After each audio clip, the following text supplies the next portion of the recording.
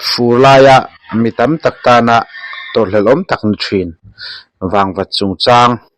ngai thlau le mai mayang u o ngai thatu ta zinga wangwat hrelo chu kanom lo tura nga yila anni hi annelida anti zinga mi annia kan hriat thiam ol sam theinan annelida anti ho chu ru nei lo taksabial le ko chung korong nei ho soina ania chung ho chu changpat ang chi te wangwat kan tiang chi te le marine worms an tiang chi te ho hi ania video kan lo da to sa te zinga mi then khat chuan hreu an ron tia then khatin ngal zemani an ron ti boka then chuan van nap te po an ron tia heng ang chi flatworm te hi ru nei lo ni ma se nalida huanga da thei an ni velova flatworm an yang hian an pheka plati helminthes an ni zokani khovel huapin wangwat lich tia kan hriat te hi chi hrang zaruk somnga tanga zasari chunglai anom nia hriat ania soivek ngaina po awm lo hrimhrimani heng wangwat chi hrang te hi an chenna hmun le nungchanga zirin chi hrang thinan ni ve thina an lan dan le len zong po ai nang lo hlom viau bokani all sam zong in lo soi taila terrestrial lich antia mizo tong chuan ram wangwat ipo in kan soi theima yang chu heng hi mizorama po ram hnuaya te mun hnong taka te na ro kara le na hnuaya te thingkora te cheng thin ho an nia wangwat phar kan ti te wangwat seitrial kan ti mai te ho kha an ni vekani mihring le ram sathisen hip tum ranin an lo chang thina kan rama vampire kan nei ve te an ni pokani tui wangwat freshwater lich anom velea freshwater lich te hi mizo chuan hlit kan ti thunga ran vule mo mihring te ngei po in tui kan inemo kan in silna te taksakwa nar emo shoke mo beng chunga te ano te lo lutin taksa chunga pangnem laya betin thisenin anin chom lian vak theiani tin ramakan wangwat kai thin pa ngai ang chi kha chu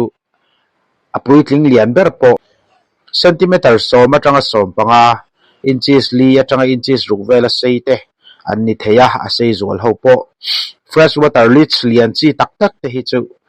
inches som pariat lai seite anni thei hiala an taksalian lamphei chu ban tia don te po anni rup theiani khovela wangwat nian ber chi timayang hlit lian ber chi te po ati theyang chu giant amazon lich anti po hi lich chi khat freshwater lich thau ani medical lich anti a om le a damdoi wangwat tin kan soi theyang damdoi ta na an man lar ber chu hirudo medicinalis european medical lich anti bok te hi ania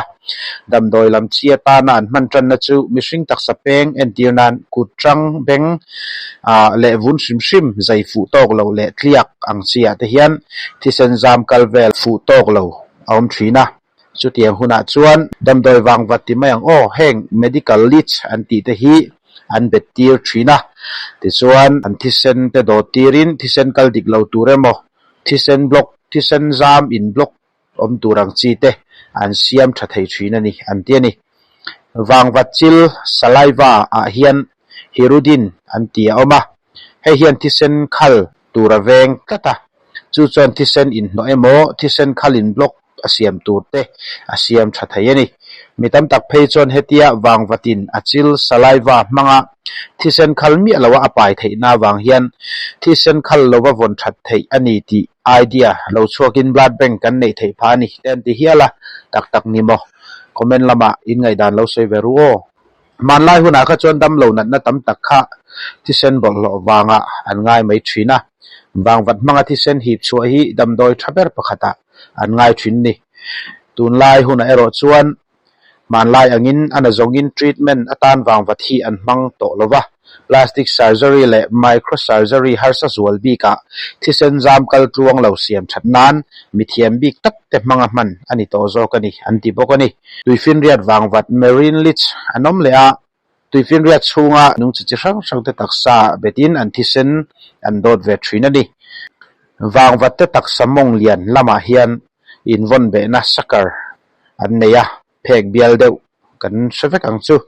ti chuan hei hi anin man nge na tur le anin sonvel na na an man berania an lu lam zo ke ro hi chu taksa se be nan an mang thungani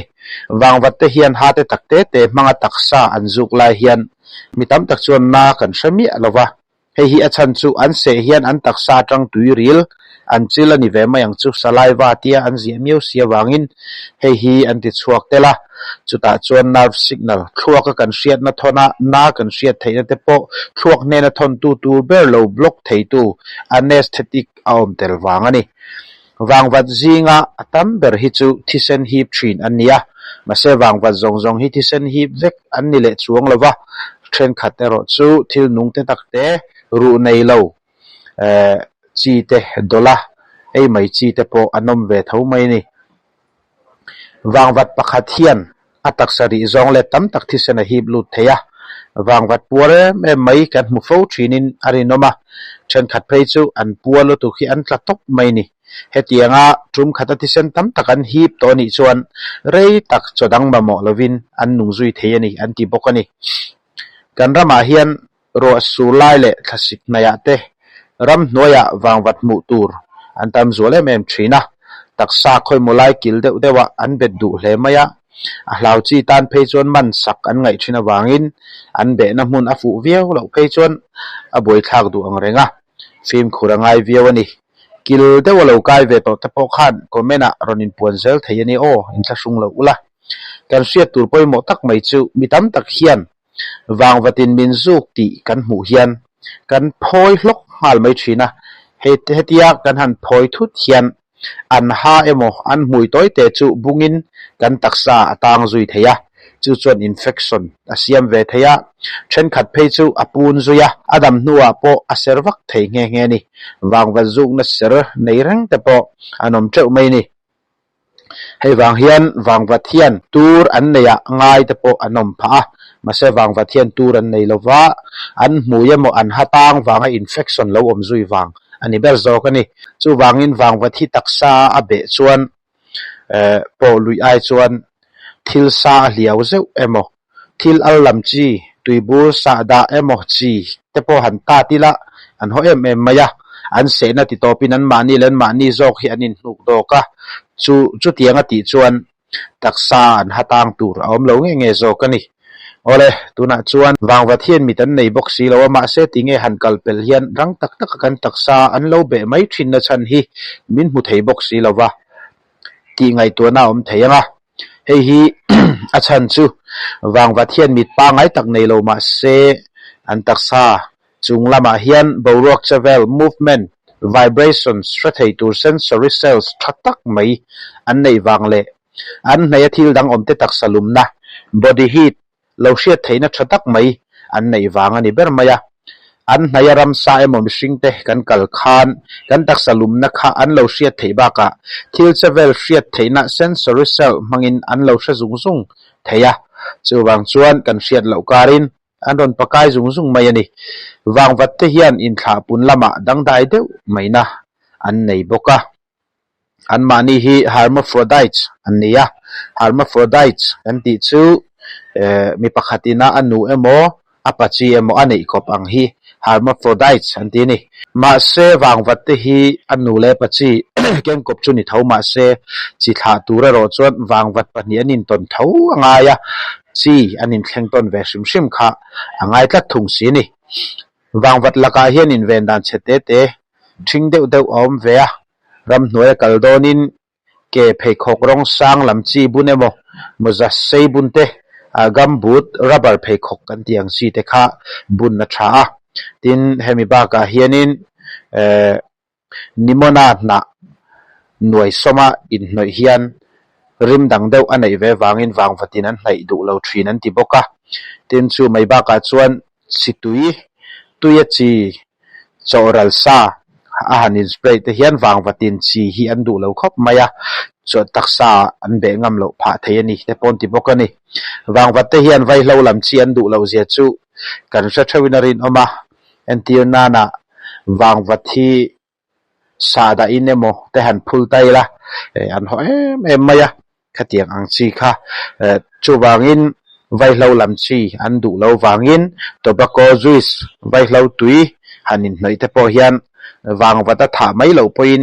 atitla in pangaron bet tur atitla in a hnar bo mak thei bawk ani an ti ani ole wangwat chungchang chu lo du tok ta ila ngai nom in ti zong ani chuan